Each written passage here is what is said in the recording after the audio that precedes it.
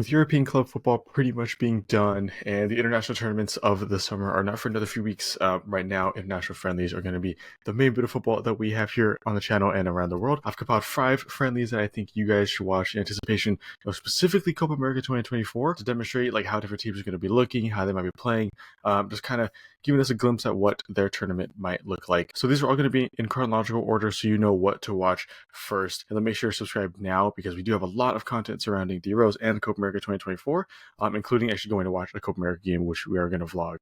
So if any of that interests you, make sure to subscribe now and turn notifications on, all that, you know what to do. So the first game we're going to cover is Mexico versus Uruguay. This is going to be played in Denver, Colorado on June 5th at 6 p.m. Pacific time. This is a highly important lead-up game for both of these countries here. So we're first going to start with the Mexico side of things. So Mexico, I know a lot of our subscribers are concacaf fans, so you guys I'm sure have heard through us or others Mexico's situation right now. But there's been a lot of talk about Jimmy Lozano's preliminary squad that he is bringing to these two friendlies, as well as the Copa America afterwards. The likes of Memo Ochoa being gone, Chucky Lozano, Henry Martin, Raul Jimenez. Actually today, Diego Lainez backed out of the Mexico squad. So a lot of key former Mexican players not being included there, which leaves a lot of anticipation and curiosity as to how this team is going to look moving forward. We did do a video reacting to the Mexico squad a few days ago, so make sure to watch that after this video as well. So this is going to be Mexico's first real test in this new, very young era here. So like I said, it is against Uruguay, which many consider to be the favorites to at least make the final, if not win it. If a result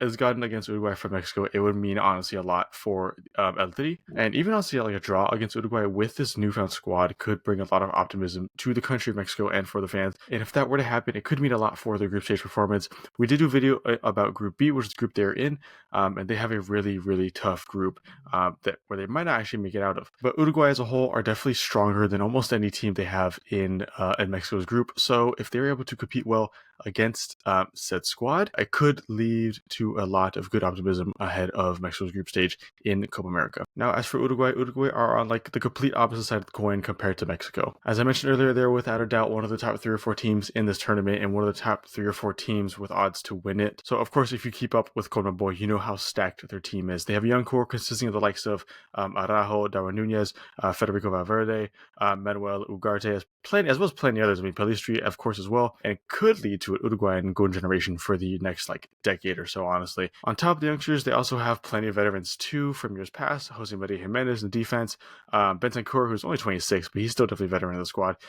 They could even implement the likes of Luis Suarez or Edson Cavani. A semifinal appearance is the absolute bare minimum for Uruguay here, and if they don't reach that, it should be counted on as a very big disappointment. It wouldn't be the end of the world because, like I said, they do have a young core. They have a lot of opportunity to make up for it in the next decade or so, both here and in the World Cup. So this friendly against Mexico gives them a strong chance to assert themselves in that mix of teams in the Copa America as one of the favorites to win the whole thing. They also play Costa Rica before the tournament, making Mexico pretty much their biggest test here. Costa Rica are solid, but I don't think Costa Rica are going to put up too much of a challenge for them.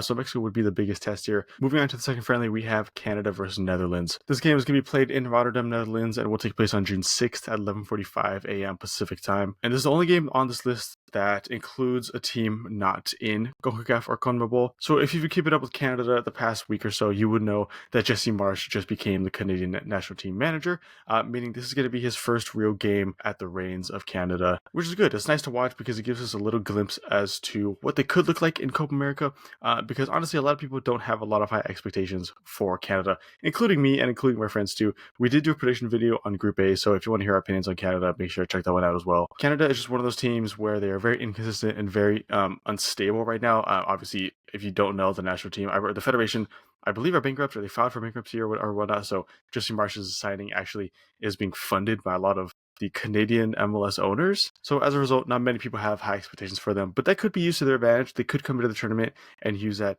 to create some sort of underdog narrative, underdog story, and get some big results against the big teams moving forward. Now, after this game versus the Netherlands, they also do play France. So they purposely gave themselves a really, really good start to the summer schedule and a really big test ahead, or 2 tests actually, against 2 of the top teams in the world, 2 teams that are definitely considered to be favorites for the Euros as well. So Jesse Marsch has a really tall order ahead of him, but if he gets a result versus either of those teams, honestly, it would look really, really good for Canada and would give them at least a little bit more momentum than they've had since the World Cup. A result against the Netherlands would definitely be more likely than a result against France, because France are 100% the favorites for Euros 2024. But the fact that they could get a result against a really big European team is the biggest reason why I'm going to be watching this game. Also, because I like Jesse Marsch, I do want to see how he sets up this team and if there's some sort of coherence amongst these players, because Canada has a pretty good team in terms of individual quality, but that's just been the issue, is there hasn't been much of a unit moving forward for Canada to assert themselves as a top 3 team in CONCACAF. Now, I'm not going to cover Netherlands side of this friendly because of the Euros video. So like I said earlier, if you want a Euros video about the friendlies beforehand, let us know in the comments down below and by liking this video. So let's move on to the next one. Argentina versus Ecuador, set to be played on June 9th in Chicago, oddly enough, at a 3 p.m. Pacific time. So this one here should be a rather entertaining matchup, which is a big reason why I'm going to watch it. I mean, these are two obviously very top teams. We'll start with Argentina first. They're undoubtedly the favorites to win the entire tournament here.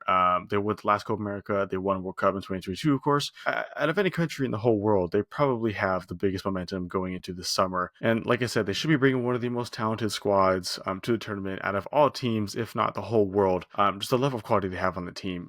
It's ever changing and it's ever rising, which is crazy. But not getting a win here would definitely mean more for the narrative than winning. Losing to Ecuador here could take away from the stature as the overwhelming favorites for this tournament. One thing about Argentina too is they arguably have one of the worst preparation schedules in anticipation of this Copa America. So they face Ecuador, which is a worthy test. It's definitely going to be good to face off against a team like that who they should be beating. There are other teams that they're playing as Guatemala, and Guatemala are they're just not a powerhouse in terms of football in CONCACAF.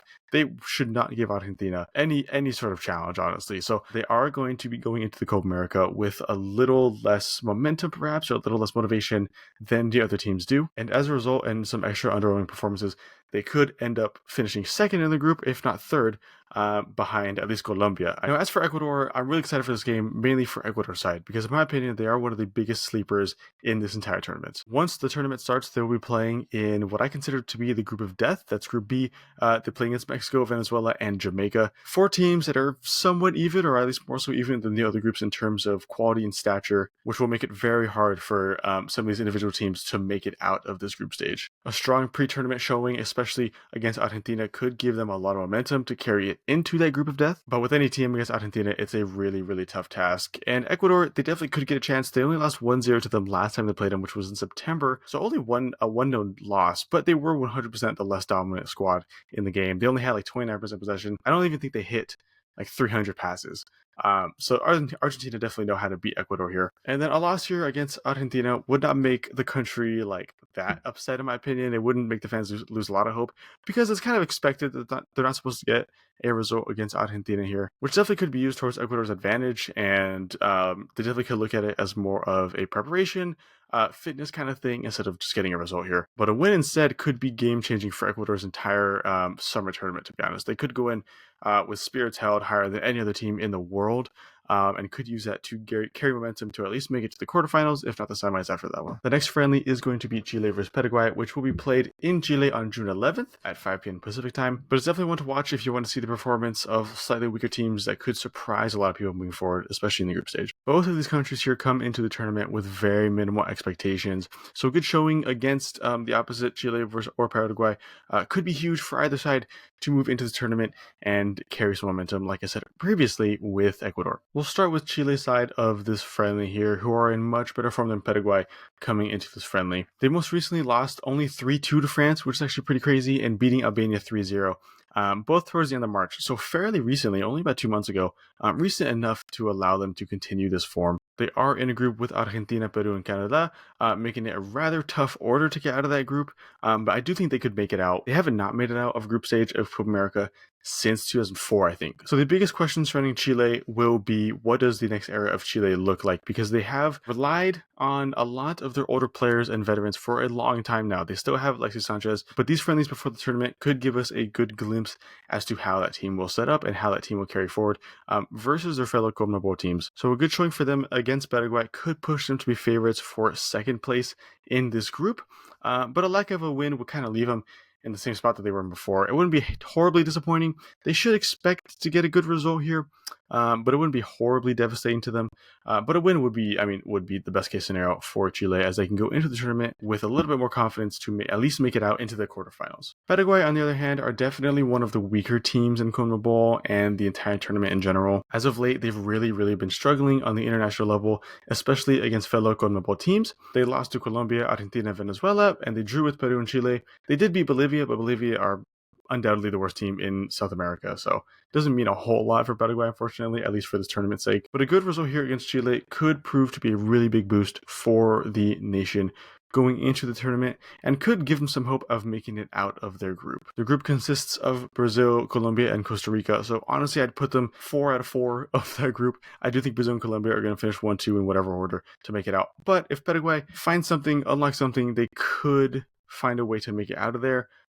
They would just need really big results in that group stage. Now, they do also play Peru in the lead up to this year's summer tournament. So playing both teams they drew against fairly recently should give them the best odds to get a good result here, and gives them the best chance to look good ahead of Copa America 2024. Now, the last friendly I have for you guys is going to be USA versus Brazil, which will be played in Orlando on June 12th at 4 p.m. Pacific time. Now, this for me is going to be one of the most interesting friendlies on this list, because there's two completely different stories here for these teams. Starting off on the USA side of things, this will be their last test against potential opponents before the Copa America, and this will give them the opportunity to truly see where they are in relation to the top nations of the world and the top nations of the Western Hemisphere for sure. This game against Brazil for me will completely set the tone for USA moving forward ahead of this tournament. If the USA gets blown out and obviously dominated by Brazil here, then it would really set the tone for them and demonstrate how they're not up to standard with a lot of these top nations in this tournament, at least right now. The question for me going into this friendly is, can Greg Berhalter keep up with the best teams in the world consistently? A lot of people don't exactly know where to put the USA in relation to these Copa America teams. I wouldn't say they're a favorite.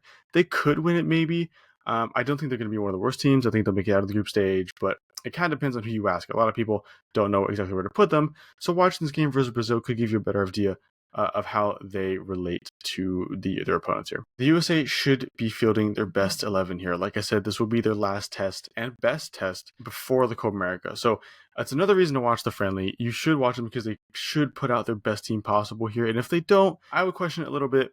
You never know with Greg. He'll do whatever he wants. Now, as for Brazil, on the other hand, it's going to be very similar to the Mexico-Uruguay dynamic there. Brazil looked to be bringing kind of a weaker side in relation to at least the teams they've had over the past couple decades to this Copa America tournament. This doesn't mean it's bad by any means. I mean, most of the roster they announced are like world-class talents, but it is still weaker. So we kind of are interested in seeing how they're going to respond to that, what they're kind of going to look like with this newfound foundation, and if they should still be considered a top 2 favorite like they have been since I've been watching football. A win for Brazil versus the USA is 100% expected. The USA against Brazil is 1-18-0 of all time. So it's 1 win and 18 losses against Brazil. I think all time or in recent memory or something like that. So Brazil are expected to win, as shown by that previous record. But a loss or draw would mean a whole lot more to the country than a win versus the USA. Now, as for watching the friendly, I think Brazil should aim to start one of their best starting 11s, if not their best starting 11. This is going to be one of their biggest tests leading up to the 2024 Copa America. So I do think that they should take the opportunity to field their best side and demonstrate exactly how they're going to be playing, the kind of quality they possess going into the tournament, and just to remind people that they are definitely one of the top teams here. Now, I don't think they play the whole game, which is good here because it gives them the opportunity to bring on a lot of young players, which you know Brazil has plenty of. Estevão Willian, Endrick, those kind of players. It'll give them the chance to potentially stake their claim for way more minutes throughout the Copa America, especially against weaker teams in the group stage. So those are 5 international friendlies that I think you guys should pay attention to ahead of the Copa America. Like I said earlier, if you want a video regarding European international friendlies ahead of the Euros 2024, let us know by leaving a like or commenting down below. And you can also tell us exactly which friendlies you want us to cover. We're going to have a lot of Copa America stuff planned ahead of the tournament and during the tournament. Like we got maybe live watch alongs, game reactions. We got a match day vlog. Like I said, we're going to see Jamaica versus Ecuador on June 26th. So if any of that interests you, make sure to subscribe now and turn notifications on so you're going to be one of the first people to see it when those come out. Otherwise, that's all I have for you guys today. See you guys in the next few videos over the next 3 weeks. And yeah, take it easy.